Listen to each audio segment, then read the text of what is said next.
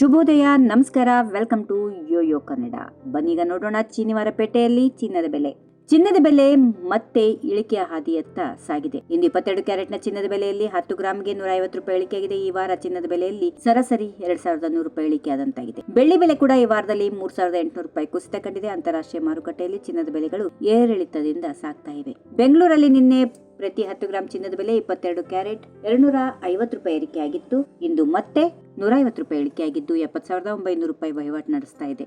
24 ಕ್ಯಾರೆಟ್ನ ಅಪರಂಜಿ ಚಿನ್ನದ ಬೆಲೆ 10 ಗ್ರಾಂಗೆ 160 ರೂಪಾಯಿ ಇಳಿಕೆ ಕಂಡಿದ್ದು 77,350 ರೂಪಾಯಿ ವಹಿವಾಟಿದೆ. ಚಿನ್ನದ ಬೆಲೆ ಏರಿದ್ರೂ ಬೆಳ್ಳಿ ಬೆಲೆ ಮತ್ತಷ್ಟು ಕುಸಿದು ಸಮಾಧಾನ ನೀಡ್ತಾ ಇದೆ. ಕಳೆದ 3 ದಿನಗಳಿಂದ ಬೆಂಗಳೂರಲ್ಲಿ ಪ್ರತಿ ಕೆಜಿ ಬೆಳ್ಳಿ ದರ 3,800 ರೂಪಾಯಿ ಇಳಿಕೆಯಾಗಿದ್ದು ಪ್ರತಿ ಕೆಜಿ ಬೆಳ್ಳಿ ಬೆಲೆ 98,000 ರೂಪಾಯಿ ಆಸ್ಪಾಸ್ನಲ್ಲಿ ವಹಿವಾಟು ನಡೆಸುತ್ತಾ ಇದೆ. ಈ ಮೂಲಕ ಬೆಳ್ಳಿ ಬೆಲೆ 1 ಲಕ್ಷಕ್ಕಿಂತ ಕೆಳಗೆ ಇಳಿದಿದೆ ಎಂದು ಹೇಳಬಹುದು. ಅದರಲ್ಲಿ ಆದರೆ ಜಿಎಸ್ಟಿ, ಸೆಸ್ ಮತ್ತು ಇತರ ತೆರಿಗೆ ವೆಚ್ಚಗಳು ಸೇರಿಸಿಲ್ಲ. ತೆರಿಗೆ ಮತ್ತು ಮೇಕಿಂಗ್ ಶುಲ್ಕ ಸೇರಿಸಿದ್ರೆ ಚಿನ್ನದ ಬೆಲೆಯಲ್ಲಿ ಸ್ವಲ್ಪ ವ್ಯತ್ಯಾಸ ಇರುತ್ತದೆ.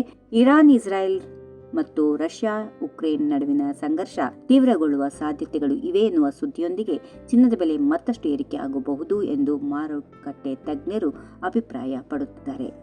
ಈ ವಿಡಿಯೋ ನಿಮಗೆ ಇಷ್ಟವಾದಲ್ಲಿ ಲೈಕ್ ಮಾಡಿ, ಶೇರ್ ಮಾಡಿ, ಸಬ್ಸ್ಕ್ರೈಬ್ ಮಾಡಿ.